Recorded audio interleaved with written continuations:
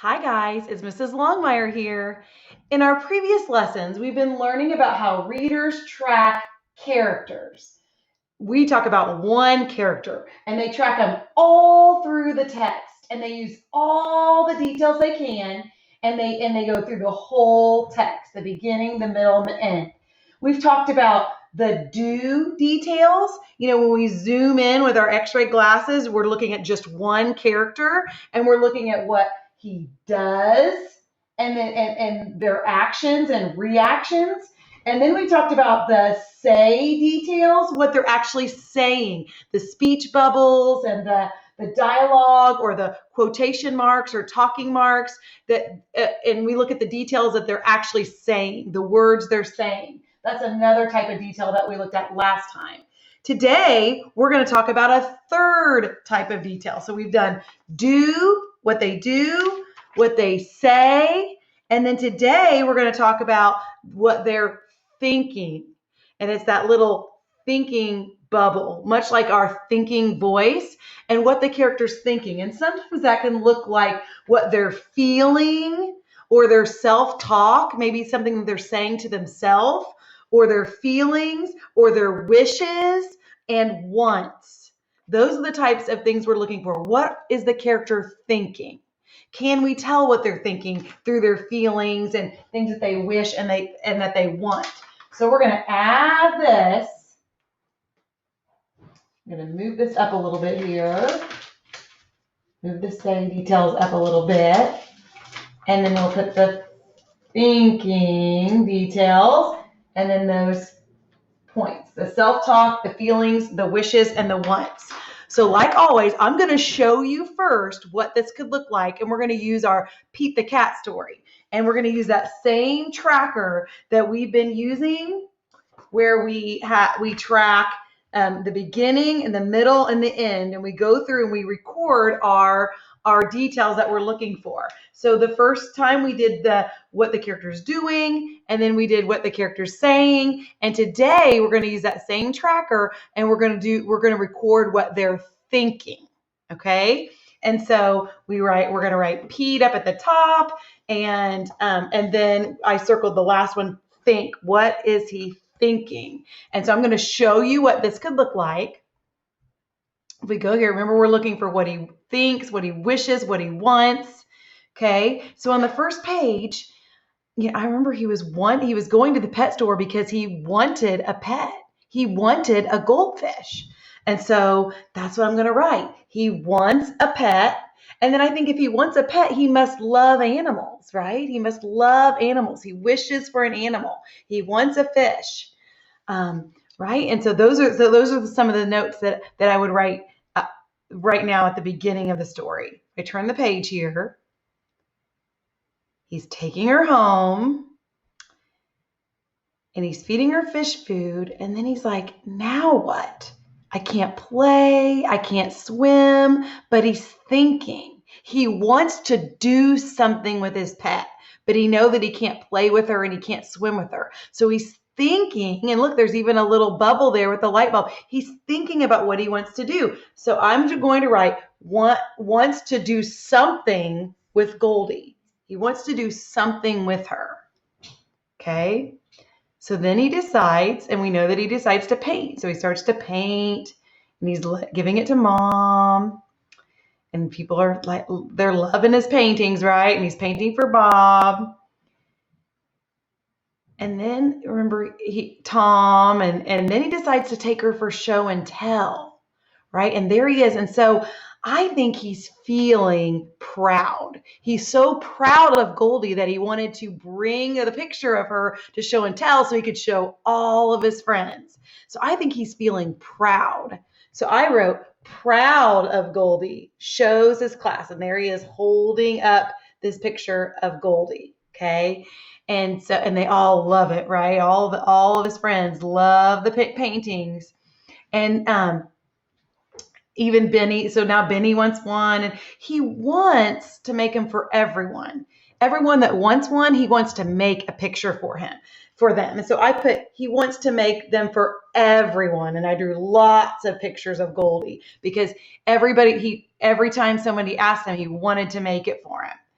But then he had a lot to do, right? He had to do his homework. And so I think he was starting to feel worried that he wasn't going to be able to make enough pictures and have enough paint, right? So and worried that he wouldn't be able to get them all done. So I wrote down, that's what I think he was feeling. He was worried that he couldn't get them all done for everyone, right? And then if I turn the page, there he is. And then it says he's happy to be done. I think he was tired, right? I think we could add that in there. He was tired. He was tired of painting. He was feeling tired of painting. I'm going to write that in there. And he was happy, tired of painting, and happy to be done. And I put a big happy face there because it even says the word happy. But he wasn't done because everybody wanted a painting, didn't they? And so he got more paint, and he said, I wish I could paint pictures for everyone. And so I wrote that down. Wish, because remember it says, what are they wishing? He says, I wish I could paint them for everyone. He wants to make everyone happy, right? I'm going to put that down there. He wishes to make everyone a painting. But he's worried that he can't. He just doesn't have the time, right? So that's when Mom gets an idea, and she tells it to Pete, and he likes her idea. He says, great idea. So I said he likes Mom's idea to make the huge painting. So he makes it. He was feeling happy and excited about her idea. And then they go around town and everyone can enjoy it. So I'm sure he's feeling proud there again. I'm going to write that down. Proud to show off his huge painting. He's feeling proud. And in the last page, he goes home and he tells Pete, Pete tells Goldie all about it. He says, what a great day. So I think he was happy to tell her about it. He was excited to tell her. Happy or excited to tell Goldie all about it. So we just went through and I just tracked what Pete was thinking throughout the whole entire text. You know, he wanted a pet. He wanted a fish. He wanted to do something with Goldie. He loves animals. He's proud of Goldie, so he wanted to show his class. He wants to make paintings for everyone, but he's worried, and I might draw like a little worried face, a little kind of like a little sad face. He's worried that he won't be able to get them all done. Right? And so then he thought he was kind of tired of painting and he was happy to be done. But then he liked Mom's idea to make a huge painting. That way everyone could enjoy it. And he was happy to tell Goldie and excited to tell her all about it. And he was feeling pretty proud of his huge painting.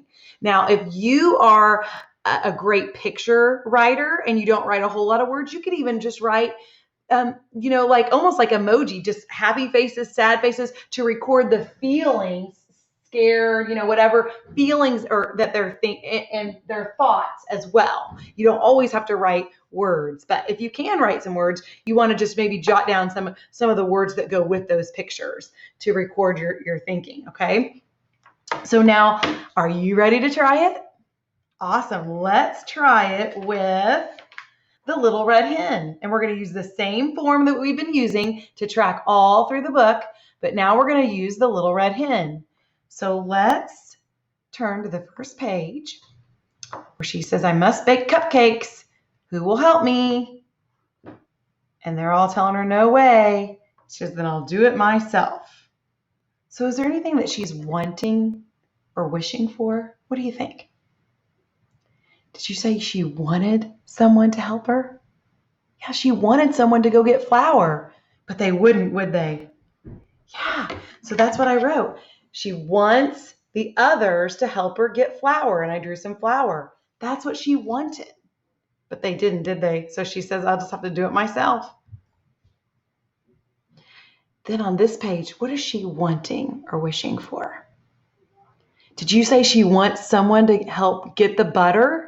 Yeah, that's what I was thinking. She wishes they would get the butter, but They didn't, did they? She's probably feeling disappointed when they didn't. Let's turn the page. What do you think she's wanting here? Look, she's even opening up the sugar. It's empty, right? So she's wanting someone to go all the way up all those stairs and get her some sugar. But they didn't, did they? So she had to do it herself. So she wants them to get sugar. So I'll draw the sugar, and I might even draw the stairs going up. She wanted them to go up the stairs and get her some sugar. But they didn't. So she's just thinking, I'll have to do it myself, right? So I wrote, I'll just do it. That's what she's thinking. I'll just do it myself because they're not helping me. Let's turn the page. What is she thinking or wanting or wishing for on this page? Did you say someone to get the sprinkles? Yeah. They didn't, did they? So she needs sprinkles. She's saying, I need sprinkles. That's what she wishes for. She wants. She wishes they would get them for her. Wishes they would get sprinkles. They didn't, did they?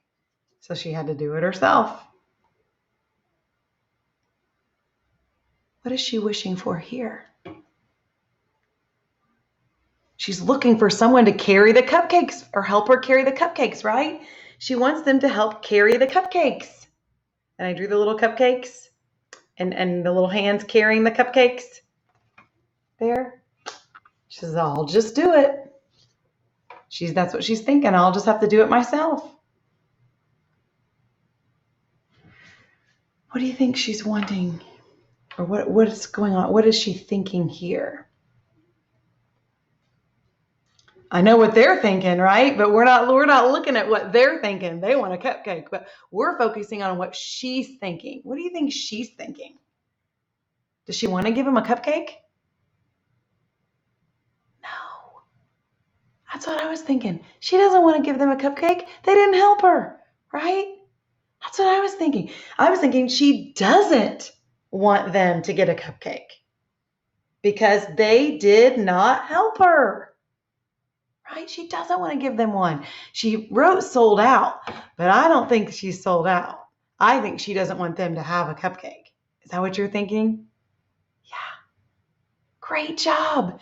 You just helped me track Little Red Hen's thoughts, what she's thinking through the whole book, the beginning, the middle, and the end.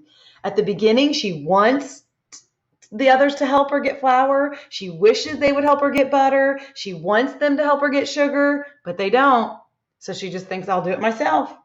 And in the middle, she needs sprinkles and wishes they would help her get sprinkles and wants them to carry the cupcakes, but they don't. So she just thinks, I'll do it myself. And then at the end, she doesn't want to give them a cupcake because they didn't help her. She's thinking, not today, right? She is not going to give them a cupcake because they didn't help her. So I think she's thinking, no way, right? No way. I might even put that. No way are you getting a cupcake. Great job. You guys are so good at this. Now, if you were in Mrs. Longmire's class, I would have you practice pulling out those details about what the character is thinking. So I would have you go back to that Goldilocks and the Three Bears book again and track what you think Goldilocks is thinking. What is she thinking when she sees the porridge? What is she thinking when she sees the chair and the bed? What is she wishing or wanting? Okay. And I want you to record that on our recording sheet tool. If you have, like I've showed you before, if you have this and you want to print it out, great. If you don't, draw some lines and make 3 boxes, write Goldilocks at the top and record what she's thinking, what she's wishing, what she's wanting, what she's maybe saying to herself. If you could hear her talk, what is she thinking or saying to herself? Record that. That's what I would have you do if you were in Mrs. Longmire's class, but your teacher might have an even better idea.